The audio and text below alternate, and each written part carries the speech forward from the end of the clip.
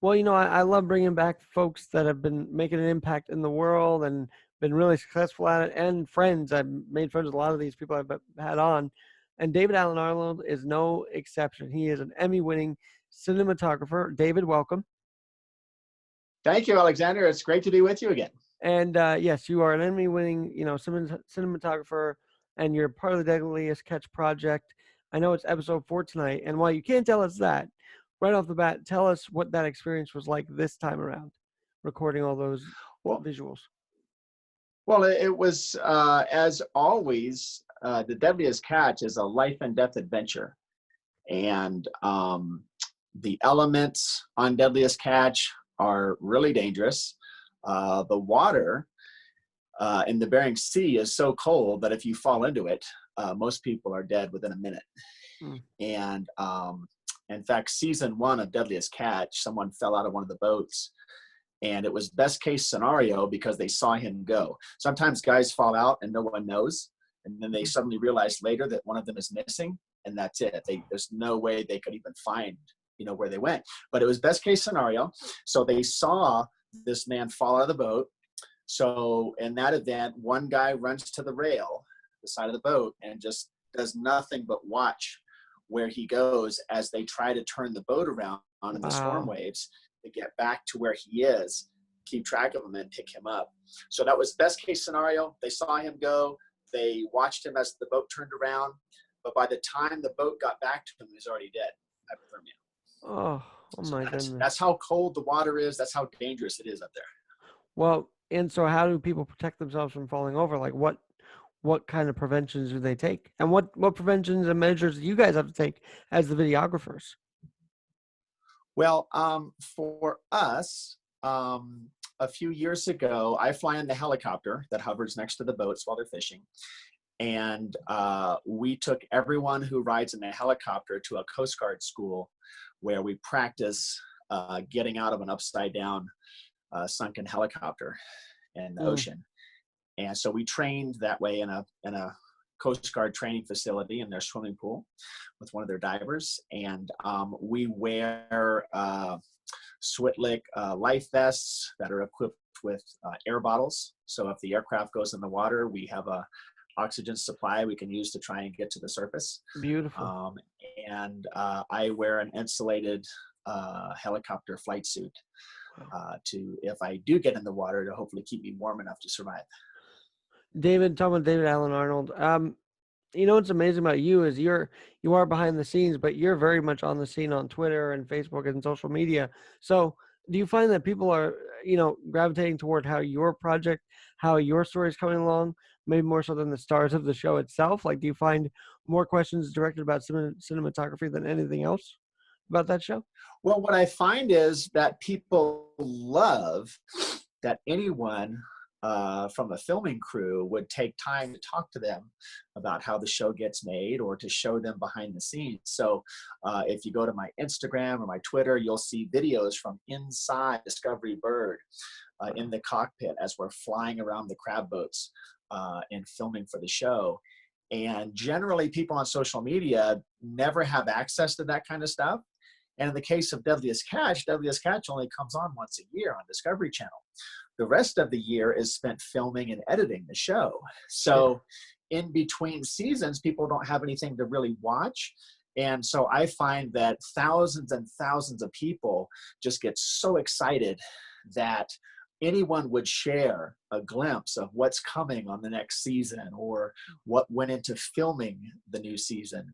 And to talk to them, because when you watch the show on Discovery Channel, you can't ask questions. You can't, the fishermen can't talk back to you as like you said, well, how is the conditions, and on Twitter, Instagram, Facebook, TikTok, you can get answers to those questions. People just light up when anyone takes the time to do that for them. Absolutely. I'm going to try and pull up your thing to show on the screen here. What you are referring to, because you are David Allen Arnold on airborne camera. If you can't see that, sorry about that, but yeah, that's his Instagram with the helicopter up in the air. And David, that's not how we met though. Tell us, for those who are new to this podcast over the last couple of weeks, Tell us why and how we first met and how that story is coming along as well. Well, I have written a series of books, and so I use a company in Philadelphia to train me how to, do outreach to the public and communications. In this case, how to, sell the books and tell people what's in them. And so they took me to a seminar where I could meet with members of the media and talk to them about their shows and what's happening. And that's where I met you and was immediately just impressed with the way you carry yourself and how professional you are. And I knew when I met you at that convention that you were someone I wanted to try and keep in touch with.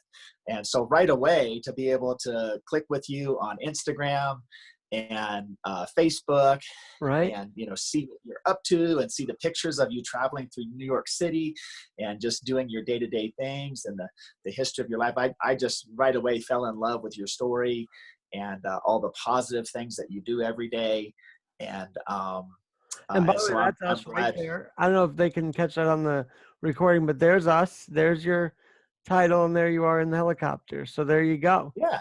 Um, Yeah, so just to be able to keep in touch with you on social media and find out what's happening in your life. In the case of the Corona lockdown, to see your imagery of showing the streets of New York are empty and how crazy it is there, and just to be able to follow along in your journey is something I always look forward to on social media. and as you know, when I post these, I don't sort of post them with gloom and doom. I try and say, "Hey, we'll rebound from this." I think that's the only way to approach this kind of situation, right? Oh yeah, I love your upbeat, hopeful uh, attitude, and I also like how you question what's going on and whether or not we're doing the right things and stuff. Well, and that is the next big thing. I've sort of believed that now we're kind of letting government become the parent telling us what to do, and I'm very wary of letting that continue. Yeah, I think everyone in America has a little bit of the hairs on the back of their neck stand up when they see that police and sheriffs and governors are preventing people from buying seeds, from planting gardens, from going to the beach. And I think it's a legitimate question for people to ask. If our government is telling us to go inside and stay inside a cool, dark, space of our homes where viruses flourish, Right? versus going to the beach where the sunlight is known to kill the virus. I think people are rightly questioning, like, wait a minute, how do these restrictions have anything to do with improving our health? Right. And so it's, I don't like using this. I don't like even saying this, but it's true. I just feel like we're being hijacked right now because of the virus. It's very, very scary. Well, I can tell you, I live in California. In California, 40 million healthy people have been locked down. Meanwhile, there's no evidence that taking away our civil rights while we are healthy and able to go to work, do our jobs, earn paychecks, feed our families, there's no evidence that that does anything to improve the health of the people in California. And And the world, if actually. Yeah, if you saw in the news, our governor got into hot water because he's had the healthy population of California locked down for 2 months now, and people are starving. And he publicly expressed his outrage that people were trying to go to the beach in California. And anyone who knows anything about the coronavirus knows that that's probably the healthiest thing you could do, because the virus doesn't survive in sunlight and with heat. And so he lashed out at the people of California and ordered, the communities had decided to leave certain beaches open, and he ordered those communities to close their beach. And everyone knows that that is extremely fascist and suspect and does no one any good and has no bearing on the coronavirus. It's infringement, is what it And is. so he has announced that the next week he's going to have them reopened. Oh, yeah, I heard that. So I And guess he's not under pressure then because I'd seen by Friday he's going to open different things up now. yeah, so he all of a sudden completely reversed his position and said, "Oh, I'm opening the beaches," and that's BS. What I know, I mean, anyone who watches what's going on can clearly see that he did a terrible thing to the people of California, and they pushed back and he got pressured. I mean, I can just imagine the conversations, with wealthy residents of the beach communities on the phone with his staff going, "We will find someone to run against you Mm, the next election." I agree with So that one. I'm sure that's probably why he suddenly changed his position and said he was going to let people go to the beach again. Okay, and to be clear, I don't exactly think New York City should go to the beach right now. We are the epicenter. But David, you've been here, you love the city. What kind of words of encouragement can you give us New Yorkers that are sort of under the same pattern here? Well, I mean, being in a congested city like New York City is has a very specific set of problems. I live on an acre. You would consider this a city park where my house sits. Around my house is nothing but open space and woods. So for me, the coronavirus epidemic is a very different experience from living in a congested city where Right. you rely on subways and buses just to travel and get to and from work. So, what I foresee is that absolutely we will rise above this. And I think, forget the news, because I think the news has been trying to mislead people about the corona epidemic.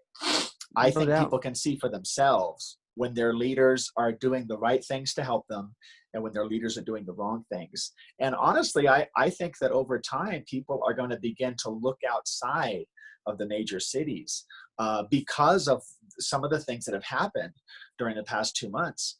And I predict that a large number of people are going to, in the next 10 years, are going to move away from the big cities and find a way to Hmm. live comfortably, in a more, spread out environment where, like you could do your show from anywhere. I mean, it's Right. great that you're in the media capital, but the reality is you could be anywhere and be on the internet and streaming to people, Right now. This is the exact throughout the world. perfect example right now.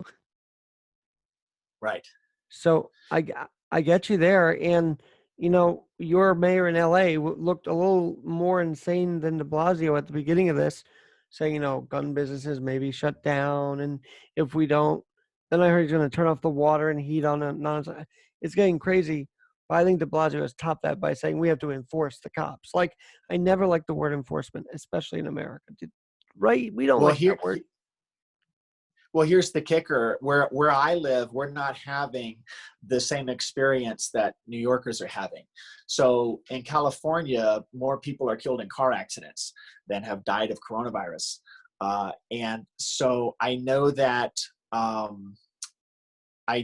governor, our mayors, are going to be coming under more and more pressure as they literally starve the people. Hmm.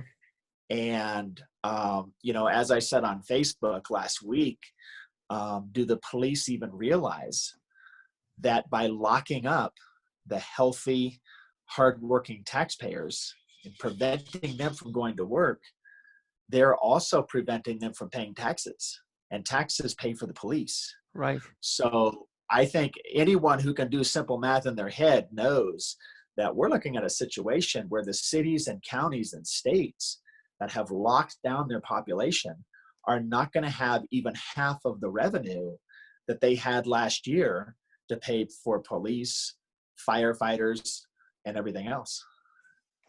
Well, and I would say because you've had experience with bad judges recently, if you don't mind me saying that, you've been posting about that a lot. But now we're seeing judges like truly clamp down on people too, right? I mean that effect is happening as well. We're seeing a lot of people in government wield a really just it's just a fascist power, to tell people that when they're in Home Depot they're not allowed to buy seeds or home improvement products, while telling them that they're not allowed to go to work and earn money. is insane. And uh, any any state, any city, any county that is being heavy-handed with the taxpayers is going to find themselves probably out of money, and very quickly. Probably in the next 3 months, you're going to see a Yep. lot of major cities and states either filing for bankruptcy, or at the very least, cutting their budgets Mm. by 30 or 50%, because they're simply not going to have people who live where I live in California have no ability to pay their property tax. You're talking about the majority of workers in California haven't been allowed to go to work for 2 months. David, I've got to So ask you this. forget their mortgages. There's no way they're going to be able to pay property tax bills. I want to turn this conversation to you as well because you're a tax-paying citizen and you're a hard worker. A, have you been shooting still during this quarantine different aspects? Like, are you still taking videos and all that? And secondly, have you found any trouble with the cops trying to shoot different things? Well, yeah. All of my TV shows have been locked down. Mm. So when the coronavirus hit, I was working on a TV show in Miami, and the TV show lost all of their location filming permits. So we just literally couldn't go out and film because the local regulators wouldn't allow us to. Mm. And so my industry is shut down. And I would say well over probably 2/3, maybe even 3/4 is my estimation. Two-thirds to 3/4 of people who work in film and television are out of work right now. But how are you doing to keep busy? Are you still shooting things in your own area, like just for fun even, or for Instagram, Twitter? Are you still doing some videoing? I have a tremendous amount of content that I put out on social media. And so I've been showing behind the scenes clips from Survivor, from Monday Night Football, from the Deadliest Catch. And I actually gained probably 200,000 followers Wow. since the epidemic began. I think because more people have time to watch, and look at stuff on social media. Right. But so for me, I've been very busy, sharing those things with the public, and also working on my third book. Very cool. I want to preview that with us while I have you. What's that? Want to preview that third book while we have you, and maybe give a summary of the other two that you've Sure. written for Yeah. people to So take away. so what's going to happen is my first book, Help from Above, is about my experience. My whole life really starts in my childhood, and it culminates me flying in helicopters for the Deadliest Catch, for the World Series, for Super Bowl. This is Discovery Bird on the cover. That's the helicopter that we hover next to the crab boats during the Deadliest Catch. My second book is the reason I'm writing books.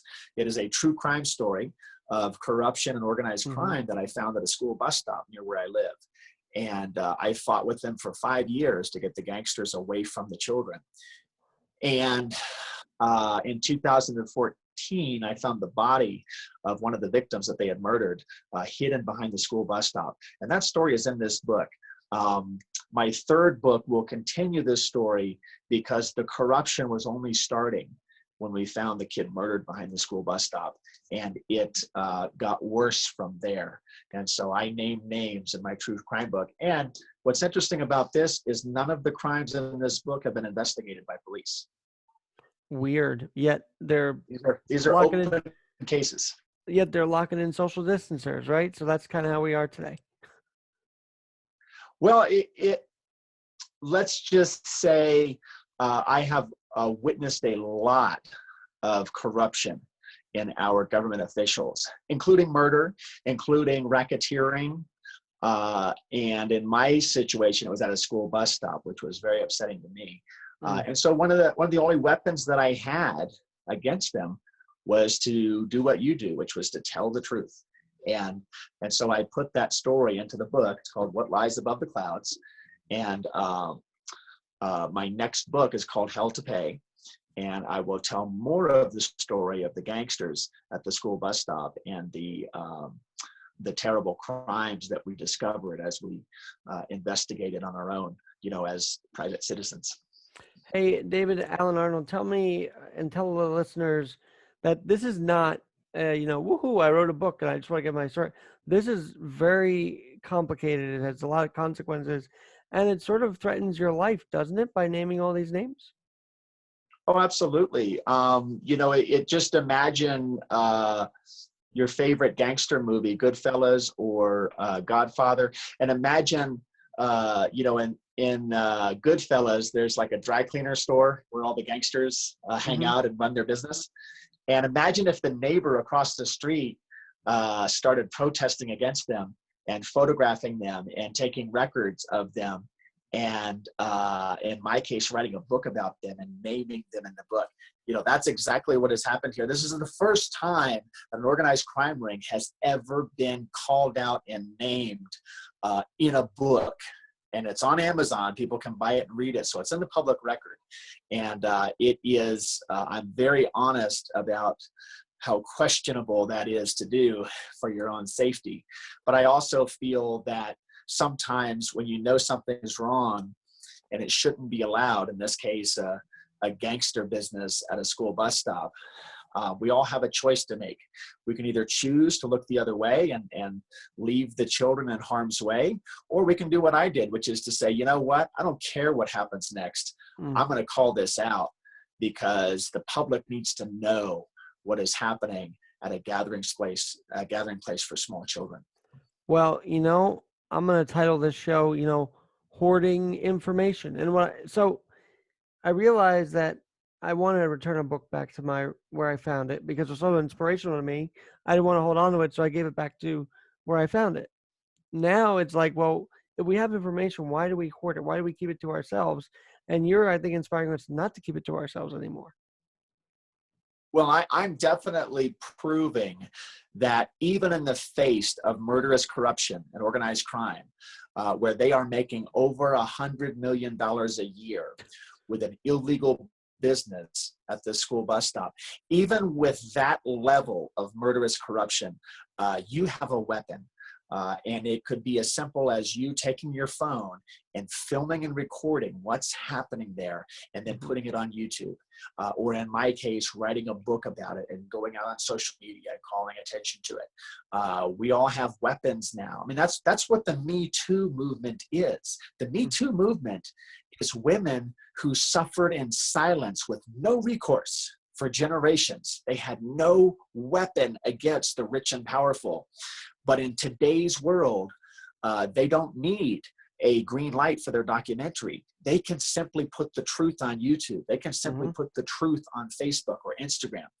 And so this is a very powerful time to be alive. And I can tell you from experience that the agents of corruption, the agents of government, who historically have gotten away with murder, are not prepared for the new world that we live in.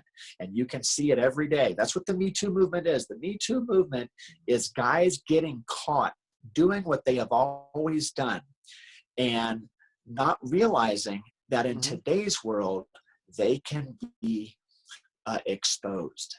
Very much so. And that's a great point. I want to ask about Terry and Biden in a minute. But with regards to the bus stop, has that been shut down? Like, has Corona stopped that too, or have they still been continuing their evil ways over there?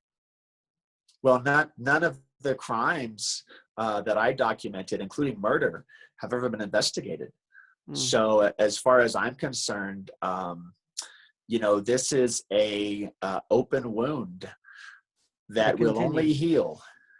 It's only going to heal when when the truth comes out, because me explaining my experience of living next door to the place and seeing victims run away from the school bus stop with gangsters pursuing them.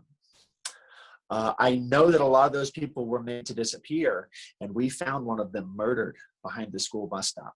And that changed everything for you, right? That moment changed everything for you.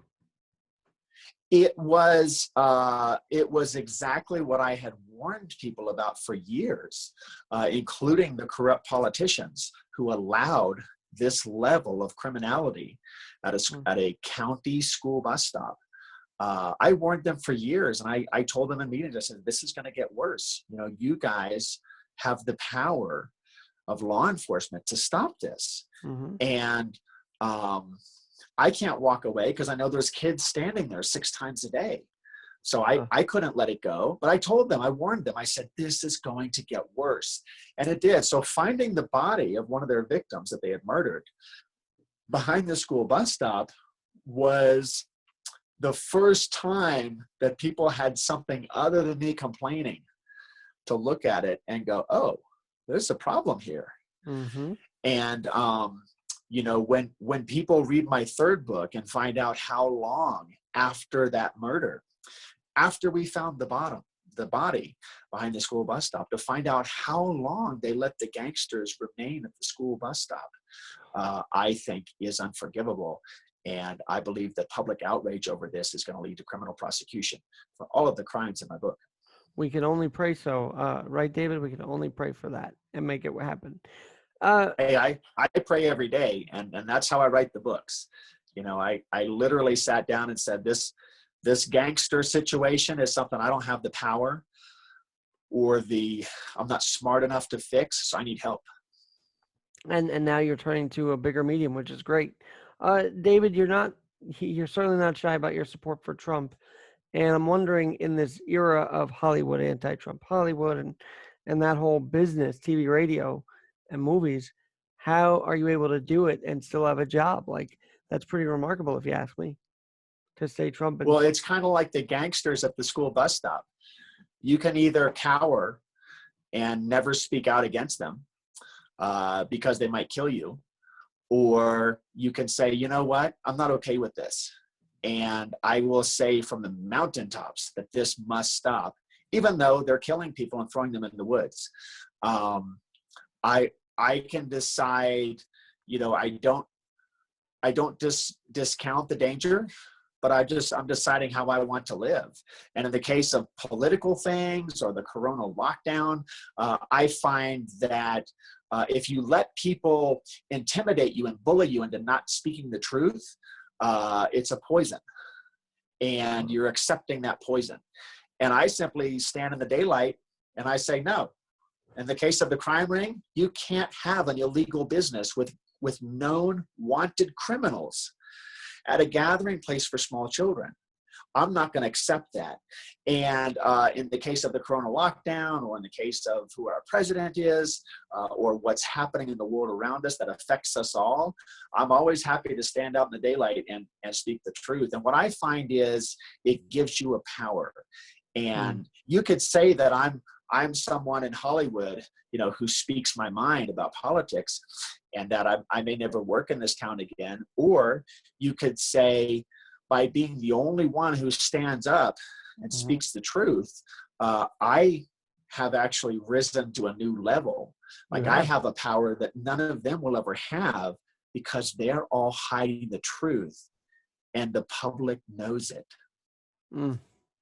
Well, and when the public knows, it's pretty tough to say, no, that's not happening, right? So that's a good thing if the public's aware of this.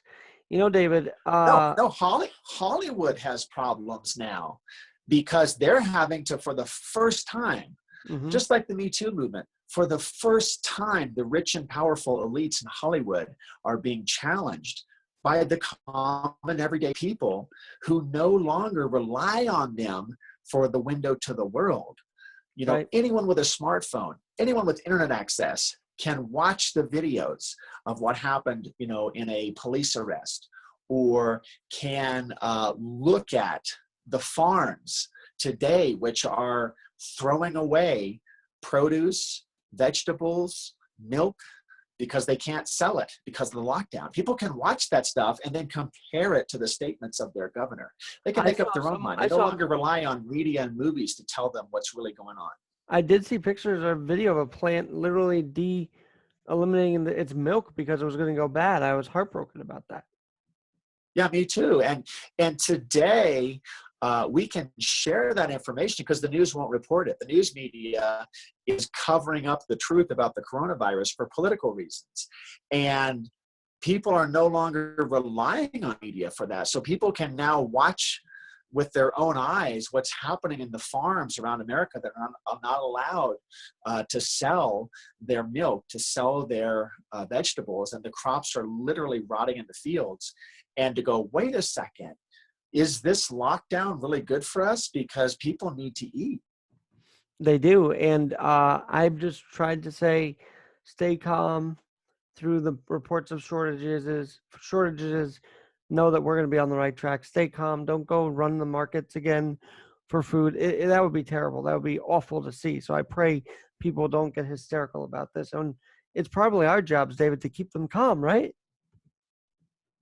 Well, I think it's all of our responsibility to question everything. Mm-hmm. And in the case of an unconstitutional lockdown, where government officials tell people, literally arrest people for going to church or for going to work, which the Constitution says they cannot do, I think it is right for all of us to talk about it, to share information, and to say, wait a second, what's the right next thing? Is it really locking people out of the beach in Southern California? Or is it maybe that our government needs to get out of our lives? Let us decide if we want to go to work. Let us decide if we want to earn a paycheck to feed our families. And in the case of a farmer, let them decide whether to grow crops and send them to the market. David, you're so much more than a cinematographer, and that's what I appreciate about you. And so I got to ask now, knowing all the thoughts you have, hearing them, uh, you know, in this episode, would you say that doing the cinematography and Deadliest sketch isn't just a job, but it's an escape from, looking at the reality of life, like doing your work and loving it is an escape for you? Well, my job as a helicopter cameraman is a very life and death adventure that I go on year in, year out. So, my life is very completely lived. They say that some people, live their whole lives in quiet desperation and die with the music in them. I can guarantee you, I will sing every note before I go. So whether I live another year or another, 40 years, I can honestly say that I'm fully living and I have no regrets. David, I just got to ask you because I'm looking at your appearance with the, Indiana Jones hat and the whole look. That was one of the first things that struck me when I met you at the summit. So would you say you're kind of inspired by Indiana Jones? I've got to ask that. No, actually, I buy these hats at a military surplus store, and I wear them to keep the sun off of my face. Because it looks And very, very adventurous, well, I used to only wear the hats outdoors. I literally just wear it to keep the sun off my head. And I was at a convention in Dallas of helicopter pilots. And my buddy was there. He drags me to the convention every year. And he was there, and he cornered me at the convention, and he said, Dave, if you don't have your hat on, I can't find you in this crowd. So true. And I thought about it, and I thought, you know what, that's a really good point. By wearing my hat wherever I go, not just outdoors, I stand out. I look different. And so I have literally, just from social media alone, I have literally had people stop and jump out of their cars and run over and talk to me. And they know who I am. They know what I do. And I say, well, how did you know I was here? And they'll say, well, we were driving our car and we saw you walking 2 streets over. And even from a distance, we could recognize your blue denim shirt and your brown hat. And so it became, it's not really any connection to Indiana Jones. It just became an easy way for people to recognize me. And so I make sure I take my hat now everywhere I go. Well, I was going to ask one thing that people that love your work may not know about you, but I feel like that story in itself is sort of an untold story, right? Or have you been sharing that story of the hat and the outfit before? Well, the hat and the outfit became important, and here's why. Once, this book, What Lies Above the Clouds, is a true story of organized crime, and names are named. And what's interesting about this book is that everything in the book, including the victim who we found murdered, was filmed and photographed as it happened. So when we found the body, we were recording 4K video at the time. Mm. And so there is a documentary series coming from this. While we were filming for the documentary about the school bus stop, it became important that I wear the same clothes and my hat every day so that whatever we film could be used anywhere in the documentary.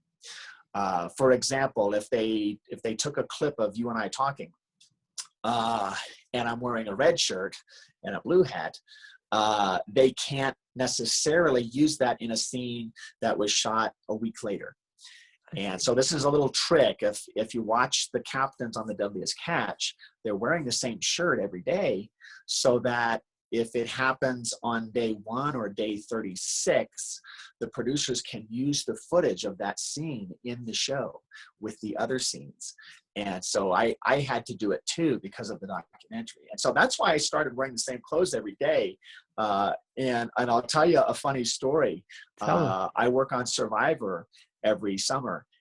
And a guy from the crew came up to me and he said, "Dave, we're having a film festival, and we want to start the film festival with a shot of you." And he said, I want to show in the film that you open your closet, and I want to make it look like it's all just full of blue shirts and khaki pants and brown hats. And I said, "Okay, come on over." So he came over to my place, and we opened my closet, and it was full of blue shirts and khaki pants and an extra hat. And he said, "Okay, roll camera." Hey, you know what? They do that for Jake from State Farm. He wears the same thing every commercial, so I wonder what his looks like, right? It's so funny because forget documentaries, there are people in this world who wear the same clothes every day, just like I do. And they have their own reason for doing it. It's really funny. Sometimes people are super smart. Geniuses have trouble picking out shirts. I don't know if you know that. They said Einstein couldn't choose the soap at the grocery store because he's just so thoughtful that, the comparison of each type of soap, yeah, to him was so perplexing that he had to let I think his wife would go and shop for him, because he just couldn't handle those type of decisions. So there are people who wear the same clothes every day because they don't want to have to deal with that. It's kind of a hilarious thing. So when people find out that I'm not just wearing this blue shirt today, I'm actually wearing this blue shirt every day of the week. Some of them will say, "Oh yeah, my dad does that," or I do that. And then it's funny to hear their reasons why they wear the same clothes every day like a uniform. David, this is some fascinating stuff, and I've got to ask you then, any funny stories where you didn't wear a shirt to maintain consistency that you had to change back into the denim? No, not really. Being around reality television shows, I learned that trick. I flew for Ice Road Truckers for 5 years. Wow. And I knew that when we would hover the helicopter next to one of the trucks on the ice road, that the producer needed the truck driver to be in the same color shirt that he wears when he's driving other loads. Sure. And for that reason. And so I learned that trick from watching reality TV show producers do the same thing. So I knew to do it, and it was an easy thing to do. And what's funny about my wardrobe, if you see me on Instagram or YouTube, everything I wear except for this hat comes from Walmart. Huh. Okay, now I got to ask you this one last question because I'm very curious. Those who Zoom every day on different meetings and may not feel like getting dressed up today, I think you give us a good point tonight, on this podcast, that yes, dressing the way you want to stand out is important, even if it's from home, right? I mean, people should just dress to stand out no matter where they are. I highly recommend it. When I talk to, you and I talked about the author conference where they go to meet media. When I gather with authors, I always tell them that. I say, listen, if you can find something unique that makes you stand out and use that as your trademark, your signature, do it, because there's a power in that. And what's interesting is, if I hadn't met you before, and I had sent you an email. My email has a picture of me with my signature wearing this hat and this shirt. And so if you and I went to meet, at a busy mall Sure. or office building, you would be able to find me right away because just from reading my email, you know what to expect. And so, yeah, I definitely encourage people to find some unique signature, whether it's a hat or a particular color that they wear all the time or type of shoes. I really recommend to have some sort of a unique trademark that people can see. In my case, it works great because people can see this literally from a half mile away. They can recognize my profile and my hat and the colors that I always wear. And I really recommend it. It's just a very powerful thing for people anywhere, whether it's in your industry, your office, your school, for people to be able to recognize you. There's a real power in that. And I know my dad had and mom had the best intentions for me to rollerblade, and it was more like a public, more like a convenience thing and ability for me to just keep rolling around, even borrow one leg and move at a faster rate. But I think in a way they in unintentionally found my unique signature with that. So that puts it into perspective for me. Thank you for pointing that out. Actually, Oh, it really is. It's something about you that is so unique of who you are and what you do that when people see that, it's just such a signature. I mean, there's people in Idaho who will recognize you just because they've seen pictures and videos of you on your rollerblade going through the city of New York.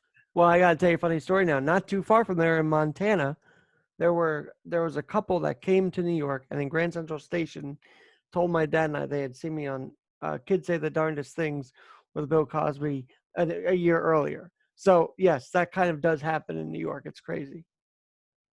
Yes, it's amazing how easily someone from 2,000 miles away can connect to you because there's something that visually stands out that's very unique from all the other world of human beings.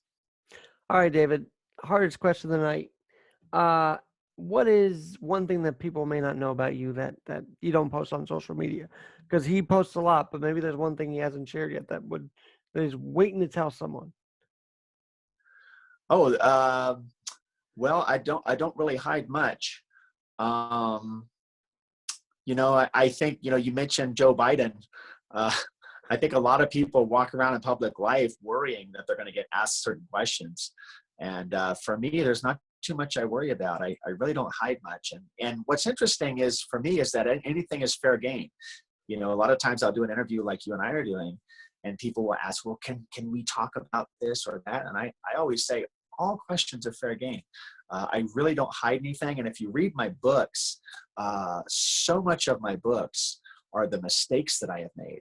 I'm very honest about those.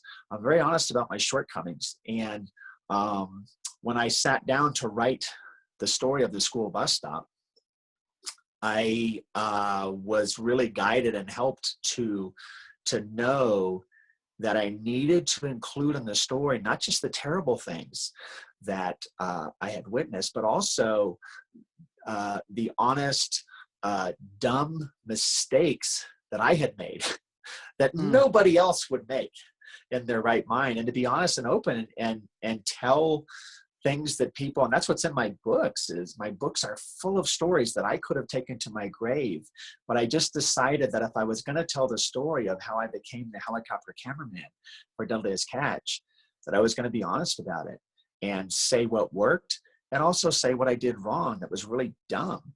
Hmm. And I think it's important for kids today to see the stories of things I messed up so that Right. they can know, oh, okay, Dave is no different than I am.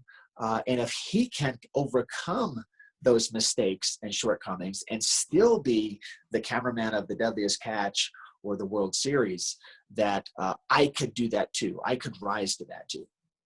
Well, David, thank you so much for encouraging today and giving us a bit of a funner story to talk about than many that we're seeing on a television screen. So thank you for that.